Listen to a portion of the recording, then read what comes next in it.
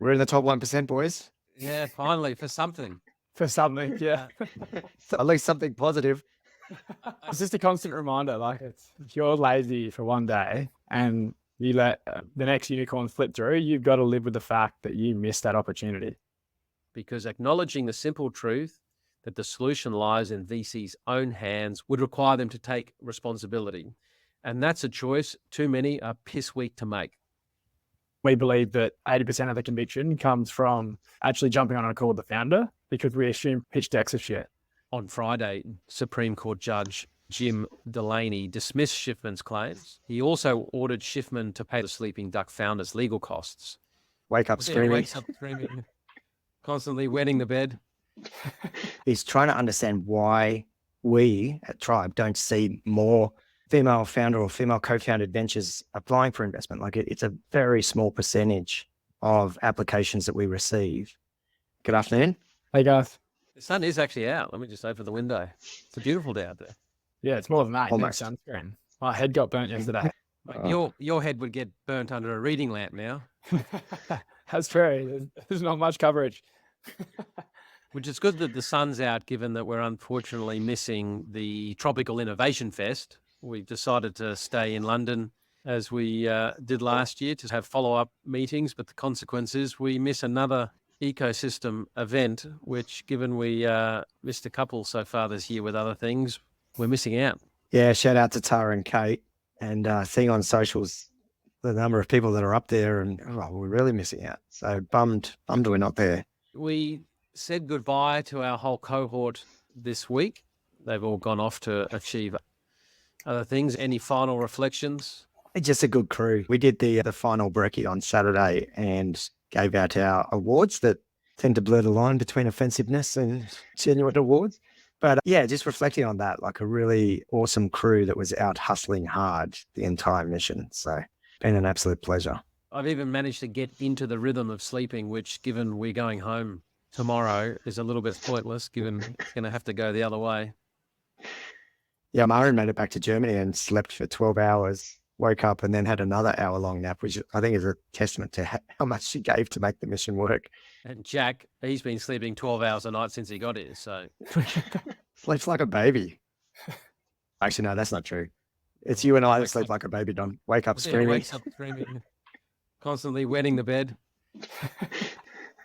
Let's get into it. We've actually got something just to recap on from a previous episode. We've talked about the legal action that Adir Shiffman had taken against Sleeping Duck, and it's been playing out in the background. And an article in Capital Brief by Bronwyn Clune and Laurel Henning says, exceptionally painful breakdown. Shiffman won't change investing style despite the Sleeping Duck court loss.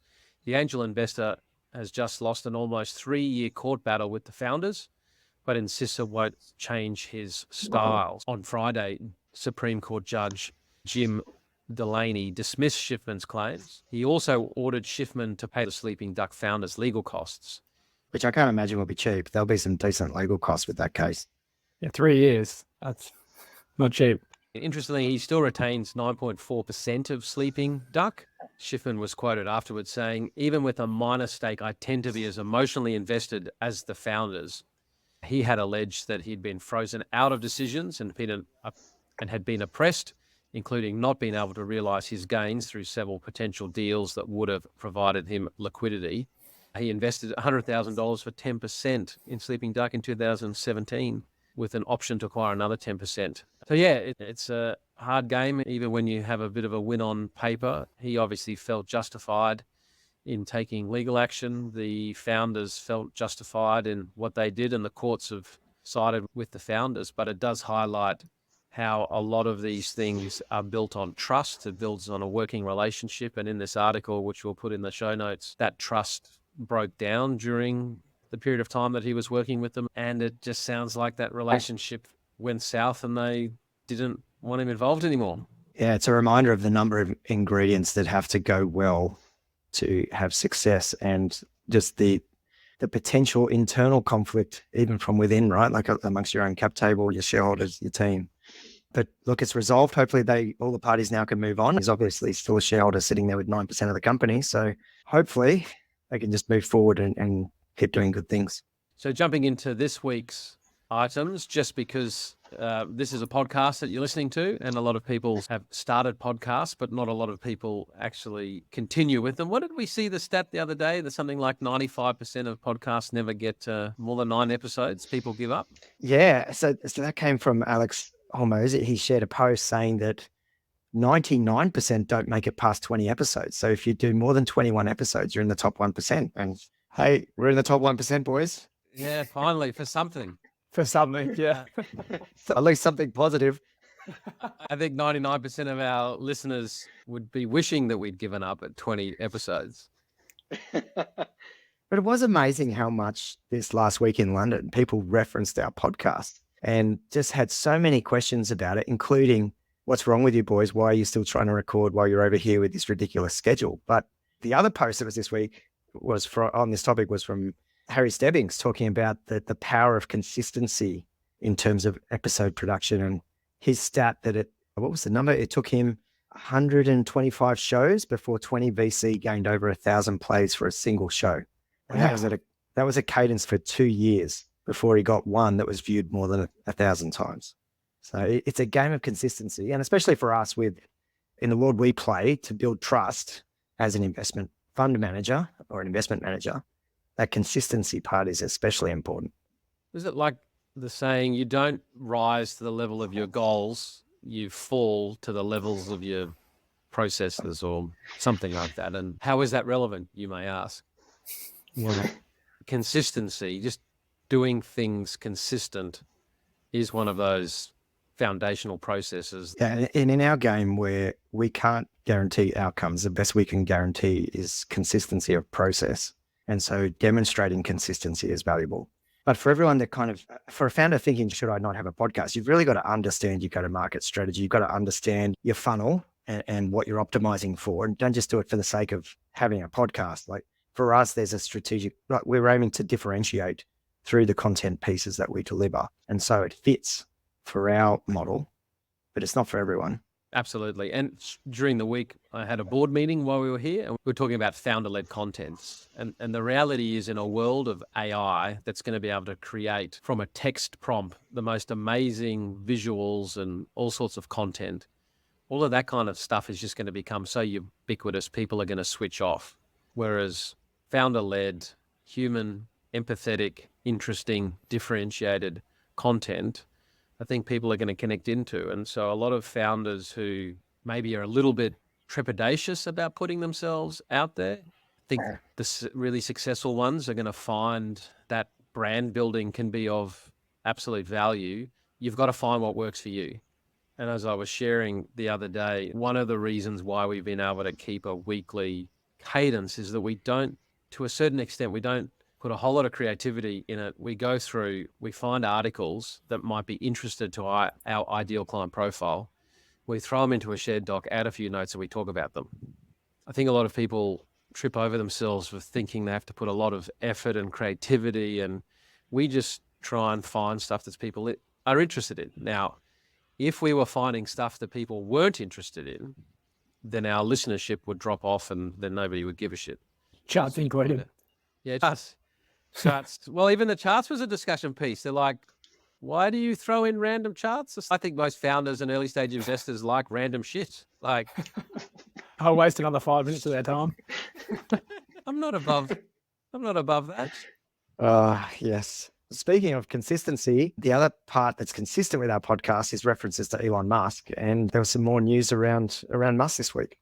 He got his pay packet approved again. Just like how? I understand how, but far out. Now, I think what's important for listeners to understand is he doesn't just get that. A, he doesn't get that in cash. B, what happened was the board decided to use this approach that had been thrown out by the judge.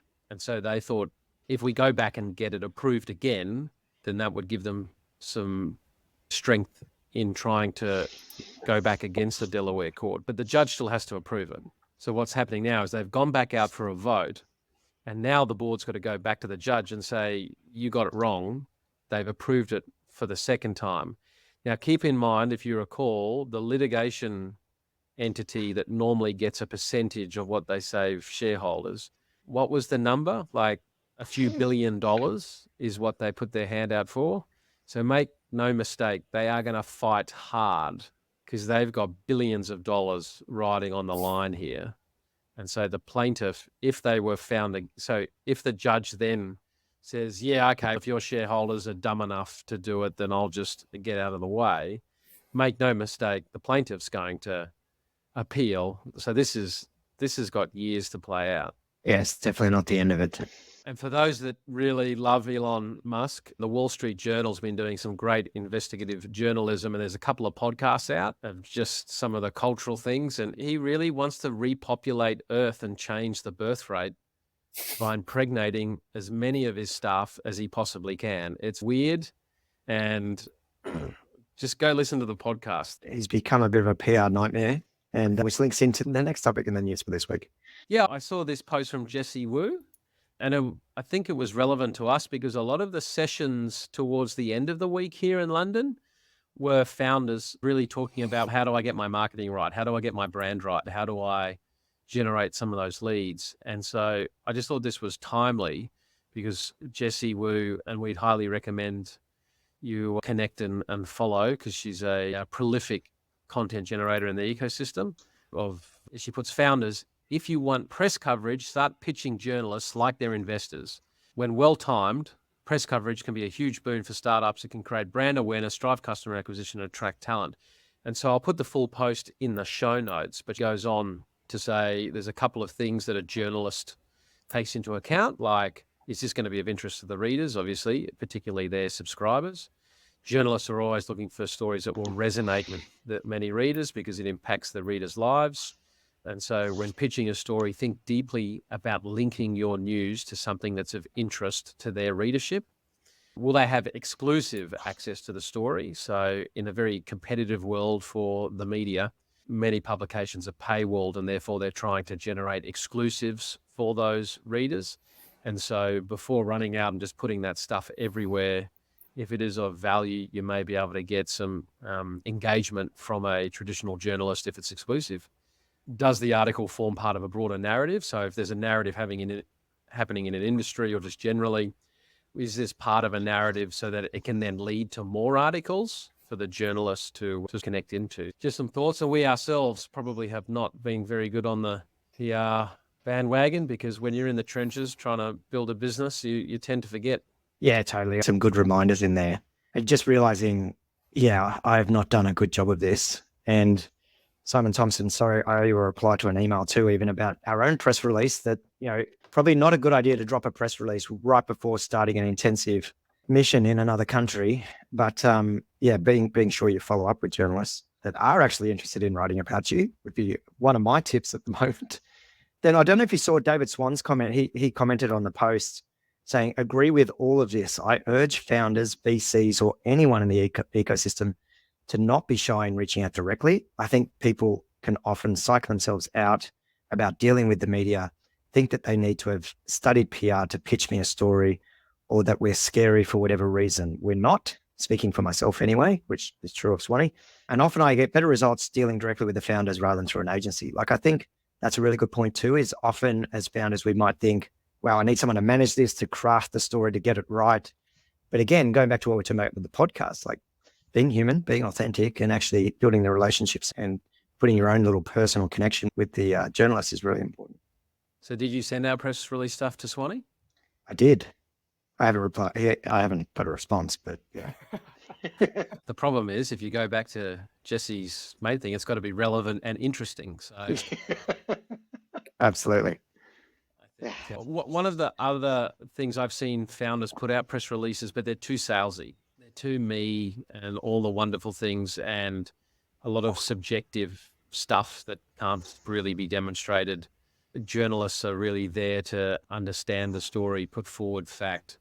And if the story isn't interesting without all sorts of fluff, you've got a problem. Journalists aren't there to be an extension of your marketing department for free. They're there to report on interesting stories to the readers, and you just can't fluff it too much. Yeah, totally. Now, normally PR is all about the good stuff, and you put out all of your wins and why you're awesome. Did you see the Bessemer anti-portfolio? Yeah. Yep. Good post. especially for us, learning from others and missed opportunities. I love the transparency. I think all VCs should adopt it. But we were talking offline, like the consistent pattern for all of the anti-portfolio was the entry price. The valuation at the time they looked at making the investment was too high for them to proceed. And it's something we've been chatting about internally. Like, we invest, and with our framework, we have 4 pillars, and valuation being one of them. But it's just a good reminder that you need to look at these pillars independently. And if this is a really good business and you have full conviction, the valuation at the end of the day doesn't matter that much, because as we saw in every single one there, the return they would have had, even though the entry price was too high, like, such a good reminder. Yeah. So as an example, Airbnb, Jeremy Levine met Brian Chesky in January 2010. Brian's 40 mil valuation was crazy, but Jeremy was impressed enough that they made a plan to reconnect. In December 2020, Airbnb went public at a $47 billion valuation. Some of these names are unbelievable. Apple, so they had the chance to invest in pre-IPO secondary stock at 60 million valuation. But the Bessemer partner, Neil Brownstein, called it outrageously expensive. Atlassian, Byron Dieter from Bessemer flew to Atlassian in 2006 when he caught the wind of a developer tool in Australia, but the $400 million valuation was thought to be a tad rich. In 2015, Atlassian became the largest tech IPO in Australian history. Coinbase, $10 million pre-money was deemed ridiculous. eBay, the Bessemer partner, said stamps, coins, comic books, you got to be kidding. Facebook, so this is a funny one. He went to a corporate retreat in 2004, dodging persistent Harvard undergrad Eduardo Saverin's rabid pitch. Finally cornered in lunchline, Jeremy delivered some sage advice. Kid, haven't you heard of Friendster? Move on, it's over. FedEx. Bessemer passed on FedEx 7 times. Google. You just go through it. Google, Intel, Intuit, Kayak, PayPal. Tesla, Zoom. I love how transparent and honest they are. Like, to the degree of naming the partner that turned them down. This game is so humbling. And if you don't own up to it and try and get 1% better each day, you're not going to have a very successful career. Yeah, 100%. And for founders and others, and there's so many criticisms of VC, and a lot of them are absolutely justified. But the reality is we miss good companies. And yet at the same time, so Bessemer have, across their portfolio of 300 plus companies, they've had 140 of them IPO. And some of the big logos they've invested in, like Twilio, Shopify, Pinterest, LinkedIn, Yelp, Twitch, Wix. There's big names that they have obviously backed and done very successfully on, but still missed those other ones. Yeah. Because we're a little bit early in our journey, we don't yet have the exit anti-portfolio, but there's certainly a couple that we said no to a couple of years ago that we shake our heads. I'll still say I live with a constant reminder. So Canopy, we invested 1.7 million into it. Initially, I let that go straight to the keeper. And like, admittedly, there was lazy investing on my behalf. It was like 2 days before we were shutting down for Christmas. At the time, early traction, like they only had very early traction. So like, it's just a constant reminder. Like, I let that one slip through, but for Nigel reaching out to you again, Don, yeah, that would have been a missed opportunity, and that's on my anti-portfolio, right? So, and it was, he said that after work, actually Jesse's outfit had suggested that he reach out, and then at that point, you had seen that brand already having spat at it. Then yeah. Here we are. It's just a constant reminder. Like, if you're lazy for one day and you let the next unicorn flip through, you've got to live with the fact that you missed that opportunity. And there's not many Canvas that are going to come through Australia. So if you miss that, like, forever, you live with the fact that you missed that. From a portfolio allocation point of view and risk management aspect, the issue is that, let's say then somebody looked at and said, okay, they should have invested in those. The problem is that the process and the thinking and the approach that would have led them to saying yes to all of those would have led them to saying yes to a lot of other stuff that went to zero. There's a reason why investing in everything doesn't work. Because if it did, that would just be the easiest thing to do, wouldn't it? Just Yeah, take great. price at every idea. But to give some more context for Canopy, after that one went through the keeper, how did I adjust my decision-making framework? So before it was product in market with traction of a certain amount, we've now lowered the threshold, and we believe that 80% of the conviction comes from actually jumping on a call with the founder, because we assume pitch decks are shit. So that's like a little nuance that we've adjusted on the go that's continuously evolving to try and not let better companies slip through the gap and not be lazy from my view. And this is the difficulty because of the survivorship bias, which we've talked about previously on the potty. But looking at those logos and identifying, okay, so Bessemer identified the valuation was the reason they said no and missed those opportunities. But Don, your point is then, I think it is spot on, that had they changed that criteria to meet that, the unknown is what other companies would have got into the portfolio and what other investments would have been made that didn't have the success. And this is the complexity of the game we play. Like, it's easy to look at the successes and therefore adjust rules based on that. But the unknown is, how would our failure rate have changed? What would have been our overall fund performance in that? Yeah, in the years prior to any financial market collapse, there's all these people that run automatic trading algorithms on currency markets and bond markets and share markets because they curve fit and optimize for short periods of time to get returns. But it actually turns out it's like picking up pennies in front of a steamroller.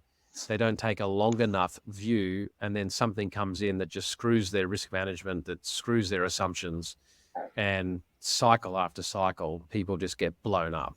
And so it's not dissimilar. Now, here's the thing though. Let's say that you get it right all the time and you just become really successful. The problem is, if you become too successful, you can start to believe your own press and you can become an asshole. And Rain Ong did a post. Here's some background info on why I'm an asshole. I'm also humbled to announce that I'll be turning a new leaf in the new financial year. And he was posting an article from NFX saying how VCs become assholes. Now, what was funny is that a number of people that saw Rain's post but didn't quite know Rain sort of took the last bit of the sentence quite seriously and were commending him. But again, a lot of stuff coming out of Rain, it's hard to know exactly what's serious and what's not. Yeah. And I think that looking at, there was a nice table in there identifying why some VCs become assholes. And I do actually wonder if VC just attracts a certain number of assholes on the way in. It's not so much that they become them, but we can save all that conversation for another time. But yeah, I think there was part of it was describing jadedness and negativity and the effect of saying no all the time, the emotional effect of when things don't work out, the reality distortion field that I guess founders live in and almost need to live in, but also that we live in. And so I really love this article. Like I love all of Rain's posts. It's some nice little watch outs there on making sure we maintain optimism. Yeah. And what is broadly is that there's just a certain power dynamic that shifts. And when you're the one with the money, you then have people clambering because they want the money. And then what tends to happen is you can get away with certain behaviors that you wouldn't if that power dynamic wasn't there. Stuff that he's talking about in here is also the stuff that causes founders to sometimes fall off the perch. And we've got some high profile Australian startups where I think in the years to come, it'll demonstrate that people are getting a bit too high on their own supply. And it's just totally natural. Let's say that you put up on all the awards, all the newspapers, everybody wants to be on there. You can do no wrong. The human condition is such that after a while, that just breeds all sorts of things. Yeah, 100%. Jack, who's the bigger asshole? Flip a coin. Flip a coin, 50-50. I might just read the exact wording because I think they're quite right. When you become an investor and raise a fund, the power dynamic shifts. All of a sudden, you have money to give out and you become the most popular person in a conference. Everyone wants to talk to you and people stop telling you the truth. It becomes hard to course correct when you don't know you're becoming an asshole. This happens to founders as well. My partner, Pete Flint, has written about the importance of not believing our own BS and says that one of the truest ways to test if you're falling into this trap is to make sure that you have 2 to 3 respected advisors giving you constructive feedback at all times. This is the one thing that he loves about NFX partners. And there's the podcast that we've referenced a few times by Dr. Giovanni, the professional golf coach that then turned professional investing coach. And he just made the point that one of modern psychology's core things is that it's just almost impossible to see yourself. You just can't objectively see yourself. So unless you have people trusted in the corner that can actually say it the way it is, and you are built to see the value in that feedback, go towards that feedback, not get defensive, throw your toys out of the cot, life tends to not reward you. It's so true. And I think of a couple of our shareholders who are very good at giving us that reality check from time to time. Oh. Jack, this reminds me conversation we were having before downstairs about how founders can tend to gravitate towards those investors that agree with them and tend to avoid contact with the investors who challenge them. And I think it is a real watch out. Like, it's very easy for that to happen and play out emotionally, but I think you can learn so much from being challenged, again, by investors who actually have skin in the game in your company. Like, they're shareholders in your company. They want the company to succeed. So if you are being challenged by them, there can potentially be some real positive gold in there. Yeah, totally agree, Aaron. Now, keeping on the asshole theme, one way to be an asshole would be if you're a VC and you decide to not invest in a company because it had female founders. And an article that came out during the week in Startup Daily, which was reposting a blog post by Joan Westenberg, said the reason why most VCs don't invest in women-led startups is much simpler than you think. This is a big, complex topic, and we had a bit of a discussion before this episode. So wanting to do this justice, we're going to just share some perspectives on the article itself. I've reached out to Joan on LinkedIn to have a chat with her to clarify a couple of bits and pieces. Haven't heard back yet. And I think given some of our own views and reflecting on our own position in the ecosystem, the best way to have a proper conversation of this would be to make sure that there was proper representation. And so we're going to put together a specific episode having various female founders and people from the ecosystem to unpack it without falling into the trap of the opening line. The participants stroke their chins and furrow their brows. Perhaps they muse it's due to societal. Anyway, I'll get to the article in a minute, but I just want to acknowledge that there's three men on here discussing it, but we just want to have a conversation about this article and totally acknowledge that without a balanced view and having different perspectives we aren't doing it full justice, but we'll get that locked in for the current period of time. Yeah, and shout out to Joan for writing about such an important topic and raising these issues. And yet here we are, three guys about to chat about it on the potty, but we talk about the weekly news, and it'd be more of an injustice if we didn't talk about it and fumble our way through. But definitely they're so keen to have a proper episode where we really dive into this topic because it is so important. So I might just read it, and then that way there's no context lost in what is being said. At every conference, on every panel, year after year, the same tech leaders ponder the same question. Why don't more women receive venture capital funding? The participants stroke their chins and furrow their brows. Perhaps they muse it's due to societal gender norms that discourage women from pursuing entrepreneurship. Maybe there's a lack of access to childcare that makes it harder for mothers to launch startups. Some suggest women simply lack the confidence to pitch VCs. Others point to disparities in the STEM education. Round and round the conversation goes, diagnosing an array of potential culprits, everything that is except for the elephant in the room. Because here's the simple, unvarnished truth. Venture capitalists, by and large, choose not to fund women. It's a fucking decision. It really is that straightforward. You can attend these panels and listen to the hand-wringing, but when it comes down to writing checks, the money overwhelmingly flows to companies founded by men. It's not that the ideas pitched by all-male teams are inherently superior. It's not that there aren't enough talented women entrepreneurs out there.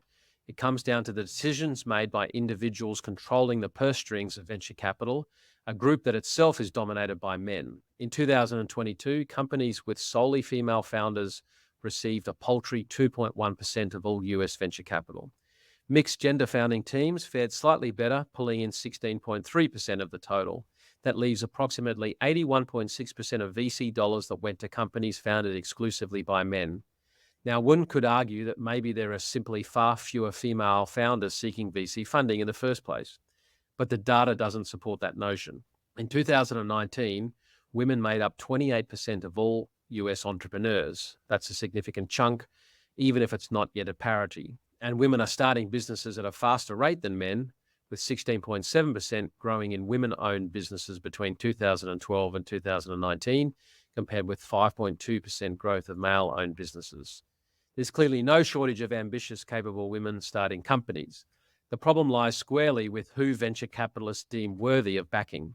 Time and time again, the verdict is men. Some VCs attempt to justify it by claiming that men simply pitch better ideas on average.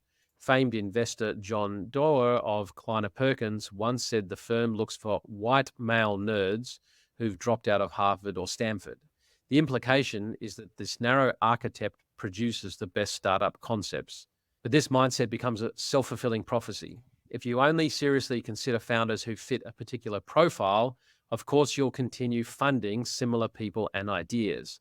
It's a myopic view that overlooks the breadth of valuable innovations women could bring to the market if given equitable access to capital.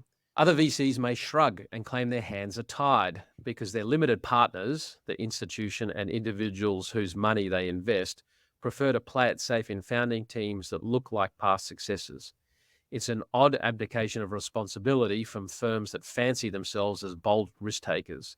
If a VC can convince investors to gamble millions on an untested 20-year-old, surely they can make the case for backing a founder who just happens to be a woman. The cruel irony is that women-led startups tend to produce better returns than their male counterparts. Startups with at least one female co-founder generate a 10% more revenue over a 5-year period.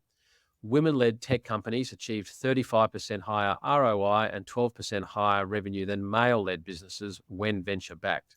Boston Consulting Group found that for every dollar of funding, female-founded startups generated 78 cents of revenue, compared to just 31 cents of male-founded companies. The evidence is clear. Women-led startups perform incredibly well, yet VCs still pass over them while plowing cash into less effective male-led teams. It's not a pipeline problem. It's not an education problem. It's not an industry problem. These are just all convenient excuses. The dearth of VC funding for women is caused by VCs consistently choosing to fund men instead. Every inadequately researched hunch that leads an investor to say, this team of guys just feels right. Every warm, fuzzy feeling of camaraderie that results in men backing founders who look like younger versions of themselves. Every acceptance of the tangible claim that there just aren't as many investable women entrepreneurs out there. Those repeated choices made in VC conference rooms and coffee chats are what cements the gender financing gap. This disparity won't magically fix itself. It will change when venture capitalists muster the will to confront their biases, look beyond usual male-dominated networks, and make the choice to fund women-led ventures in serious numbers. And those who do will likely reap the handsome rewards. Until then, expect more demoralizing statistics and a limp diversity effort. Expect more repetitive conference panels that studiously avoid stating the obvious, because acknowledging the simple truth that the solution lies in VC's own hands would require them to take responsibility. And that's a choice too many are piss weak to make. Yeah, so there's no mixing words there. It's a strong article. Yeah, when I think of what do we know to be true? Not enough investment in female-founded ventures. Absolutely. We believe diverse complementary teams perform better, and all the data, study after study, demonstrates that. And Joan has some of the data in there. Totally agree. Yeah, our podcast is called Transparent VC. We should be transparent about our own data and our own stats. So across our portfolio, and we're still quite young as a venture firm, 25% of our portfolio has a female co-founder. That's by number of ventures. By number of investments, as in including follow-ons, that number jumps to 40% of the number of investments we've made are into female co-founded ventures. What I've done in the show script here is I've broken the article down into some categories, and I've tried to take parts of the article and categorize them. So one category is the results that female founders are receiving. There's the category of the reasons why female funders don't get funding. There's a category in there of what VCs will and won't invest in. There's a category around why are there less female founders in the first place. There's the stats around female founders and their performance, and then there's factors that are influencing the VCs. So I thought maybe we could just kick around on some of those. I think for me, one question I often think about is trying to understand why we at Tribe don't see more female founder or female co-founded ventures applying for investment. Like it's a very small percentage of applications that we receive. And I'd love some feedback, actually. Is that something inherent in how we present ourselves to the market? Is it the fact that we're an all-male investment team, even though we have female representation across venture partners and other roles? But to actually understand that, why, or is it our focus? Like our thesis is so niche. Maybe there's an aspect to it there. So that's one thing that's always on my mind is how come we don't see more female founders hitting our application process? We put a lot of effort and conscious thought, even if it may not always be effective or maybe the activity isn't always right, but aiming for parity at our offsites and sponsoring a number of places for female founders to attend our offsites, and equally with our missions, really looking at how do we attract and offer more places and always measuring the stats against that. This year, for example, we offered a number of places to female founders, sponsored places on the mission that they didn't end up accepting.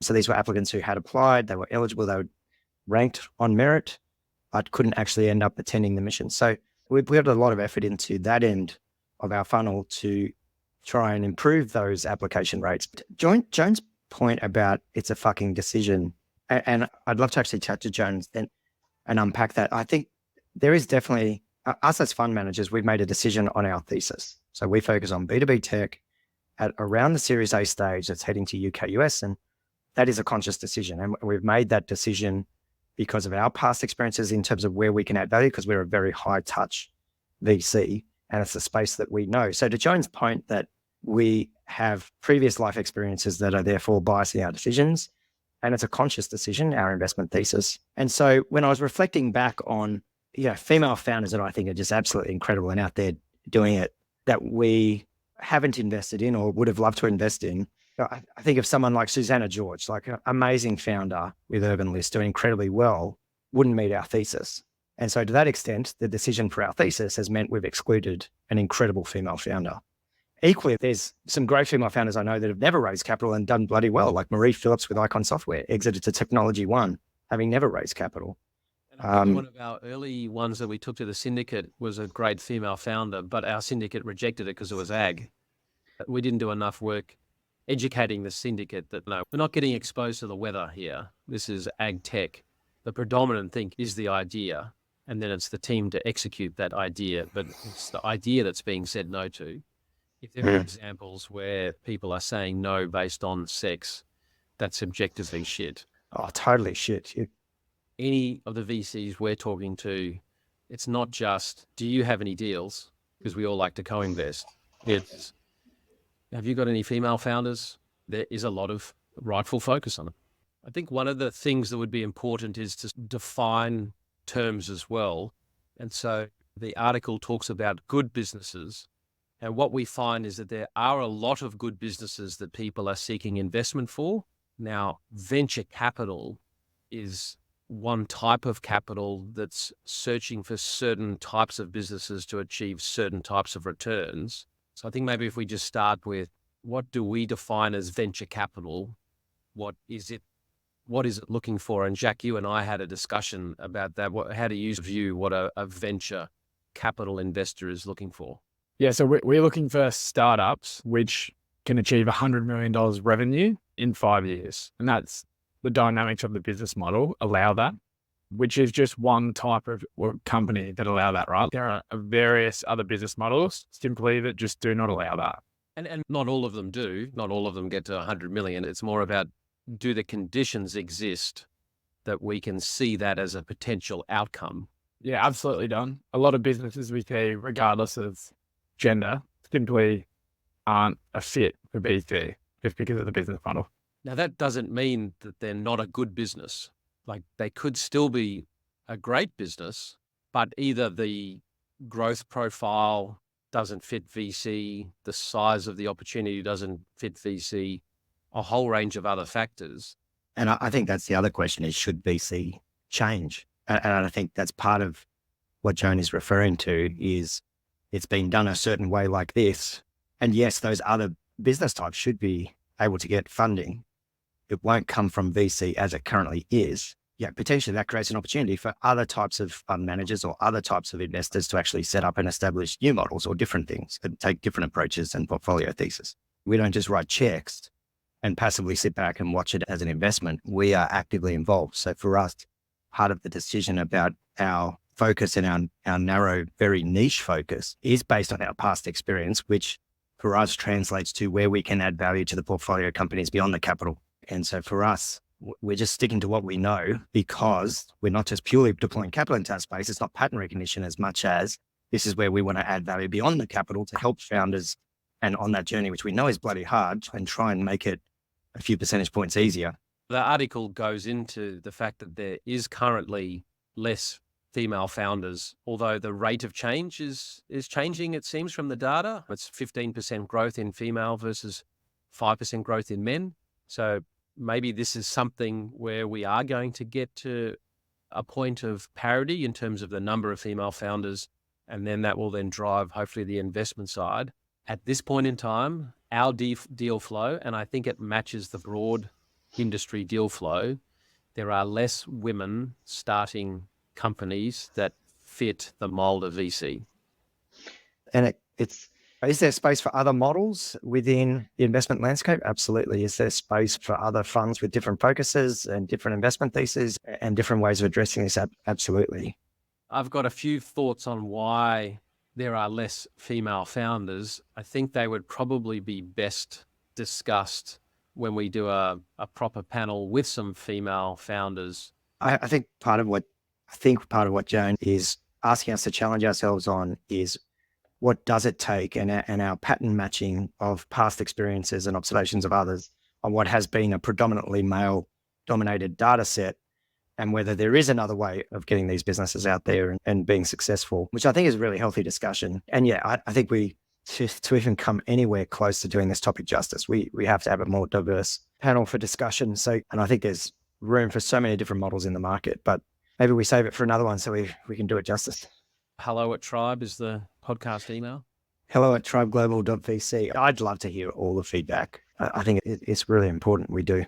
Now, given we are in London and we've got to get to a portfolio company up the road, a shorter episode today, but let's get into some Sharts. Aaron, this is one that you added from one of our partners on the mission. Yeah, so this came from Andrew Ori of Ori Clark, who, if you ever get to see Andy, he is bloody hilarious. But this was his way of trying to convince the Aussie founders that you should set up business in the UK by creating a chart of Michelin star restaurants versus green space and then mapping cities, and London, of course, at the top. So he's managed to find two things that London is really good at and put them on a chart. Interestingly, Sydney has, what would that be? Like none to very few Michelin star rated restaurants. But a lot of green space. Yeah. Wasn't it only yesterday, Aaron, we spoke to someone that works at a startup, and the founders only like to eat at Michelin star. So the long lunch is a good fun for all the employees. Yeah. Were they saying it was a weekly team meeting and it had to be at a Michelin star restaurant in London? If I'm an investor in a startup that's doing that, I'm probably going to go some Adir Shiffman on them. Yeah, well, the disclaimer there was it was self-funded. So yeah. Two founders who are brothers who've done reasonably well in life from other reasons. But anyway. And have expensive taste. So this is less a chart, but just more a diagram that came out that I think is relevant to some of the prior topics. But one of the things we take our founders through in the offsites and the missions is just evaluating a few of the, I guess, conditions of the product or the market. And it's a 4-quadrant. So there's a horizontal and a vertical axis. On the right-hand side, it's a product where you can't do nothing. There's very few alternatives, and it's non-relationship driven. That's like the right-hand side of the horizontal axis. The opposite, right, the left-hand side of the horizontal is you can do nothing, right? The client can just stay the same. There's many alternatives, and it's relationship driven. On the vertical axis up the top, right, it's a direct solution, right? It just goes, if I buy this, I get my outcome. It's a tangible outcome there and then. The need is accepted, and customers really care about the problem. On the bottom side of the vertical axis, it's the opposite of all of those. It's an indirect solution, meaning if you buy my product and then do a few things and then a few other things happen, you might get this other thing indirectly out of it. It's an intangible outcome, the needs not accepted, and customers don't really care. And these 4 quadrants, if you can be top where your customers can't do they can't sit there and do nothing, there's few alternatives, it's a tangible outcome, it's a direct solution. That's a happier world, because you might still have competition, but you have a market that you don't spend your whole life trying to argue and educate and try and drive FOMO and try and drive behavior. But bottom left, if your customers can do nothing, so apathy, there's lots of alternatives to your product. And that's not just competition. It's like you can just do other things. It relies on relationships. So it's all human trust. It's indirect. The need's not accepted and people really don't care that much. That's a really hard world to live in. And so one of the things, because we're always analyzing deals from certain perspectives, I guess the point here is that it doesn't really matter whether you're a female founder or a male founder. It doesn't really matter if you're an awesome team, amazingly experienced. We stay the hell away from bottom left, right? We try and find stuff top right. And part of it is I've spent a lot of time bottom left. We are using our biases and our previous patterns, that it's really hard to build a venture great business where the alternative is doing nothing. There's many alternatives and it's relationship driven. So yeah, less random chart, more of a diagram. For the listeners at home that aren't watching on YouTube, like for some reason, Don keeps putting our tribe logo bottom left every time he shows this chart. Yeah, So, I know. Why don't I move it top right? There's something Freudian going in there. Just one of the filters that we don't care about anything else. If you're bottom left, we're out. yeah, I do love this chart. I've been in that bottom left and you feel it and yet can't quite articulate. And I think what this chart does, and just the labels of the axes, it helps you identify causality a little bit. And so then you can either try to address it with your problem solution or make the realization that actually this is going to be pushing a rock uphill and maybe there's a better use of my time, energy, and resources. Anything from you, Jack? No, nothing to add there, Don. All right, let's stop being so serious. Let's get to stuff that's semi-irrelevant. This is interesting. Are you implying we've been relevant so far? So this is the open interest of contracts on the SPY. And you can just see that what it takes is the open interest. So if a SPY contract has a value of, say, $100,000, it's just looking at how many SPY contracts are open. And you can just see from that pre-COVID level, it was down somewhere between 4 and 5 trillion. It's now at 12 trillion. And it just keeps going up and to the right. And what it's just effectively saying is that there's just more and more, especially through options and futures, money plowing into the market, which sort of makes sense given the market cap, this next chart, of the top 5 largest companies as a share of the S&P 500 is now 24%. To put that in context, when we hit the peak of the dot-com mania last time, it was 18%. And back in the heady days of the 80s, again, it was more like 19 and 20%. The average is 14%, and we're at 24%. So we really are in uncharted territory. Now, we've had so far this year 29 all-time highs, and we're in June. But keep in mind, in 21, we had 70. In 20, we had 33. In 19, we had 36. There are a lot of years going back that had more than 30, 40, 50. So that's why my view that the doomsdayers, that the world is going to cave in, there has been times in history when there's been lots of years with more all-time highs than we're at the moment. And part of it, I think, is driven by the fact that the economy continues to be really strong and interest rates reflecting. And so this chart is in December 2023, the implied number of cuts that were going to be priced in by the end of the year was like 7. And then between then and now, it has slipped that we're now down to 1 cut is what the market is expecting the Fed's futures.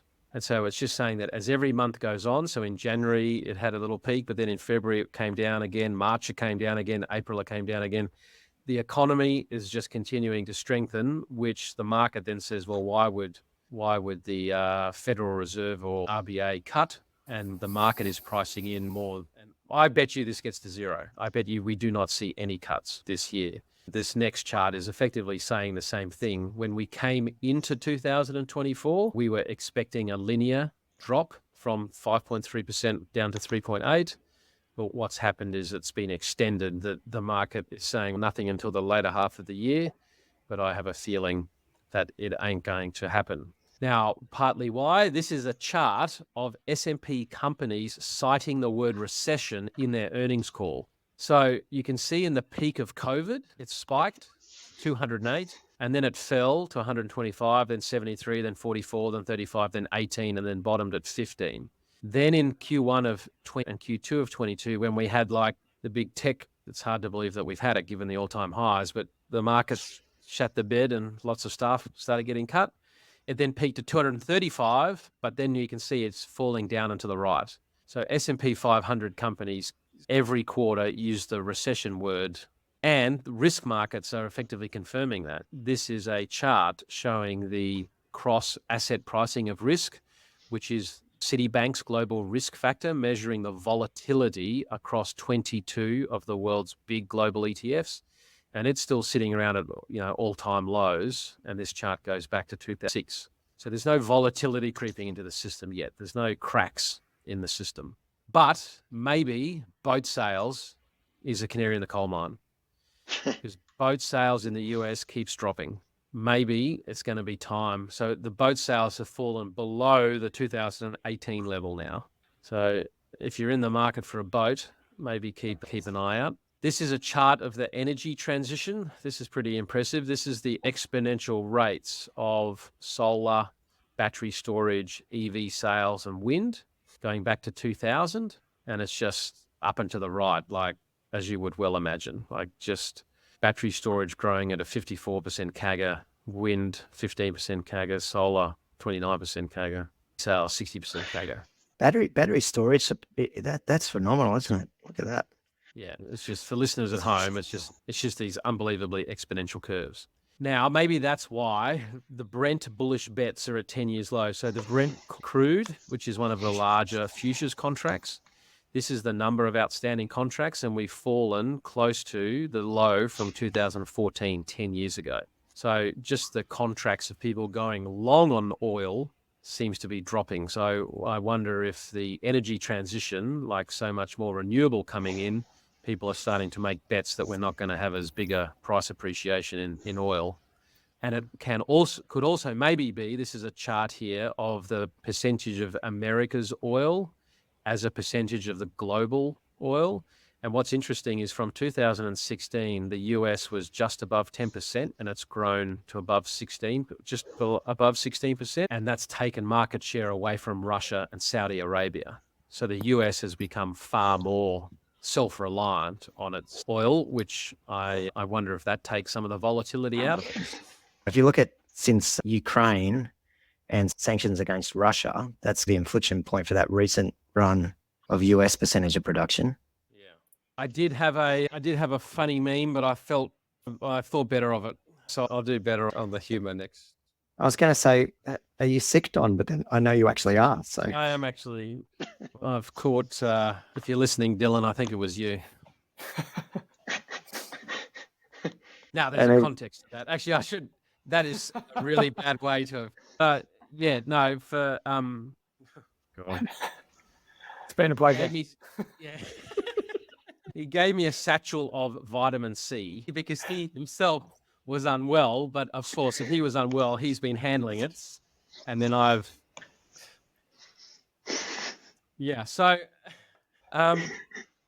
we digress. Yeah. What are we looking forward to? I'm looking forward to getting home to see my wife and kids.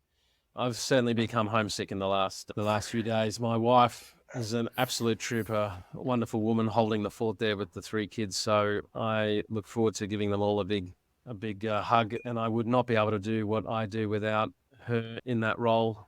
So not that she would ever listen to this dribble, but love you, darling. I'll put it out there into the ecosystem, into the ether, but there's no way she's hearing that. Likewise, I'm looking forward to getting home. I looking forward to seeing my kiddies back in Brizzy, and then my mum, like you boys, my mum's been in hospital and back in again, so I'm keen to duck up and see her when I get back too. Speedy recovering. Yeah, same goes. I'm in the same boat, guys. It's been an unreal 2 weeks in London, so very grateful for it. All right, we're going to go see another Jack, one of our portfolio over here, and then we've got dinner with a partner later tonight, don't we? Yeah, a venture partner from one of the later stage VCs over in the UK. We'll catch up with her, which will be great. I'm looking forward to seeing Apply ID this afternoon. Looking forward to catching up with them. Clean your teeth, do your face. And We'll see you in the downstairs. lobby in 5 minutes. Sounds good. All right. See you guys. See you.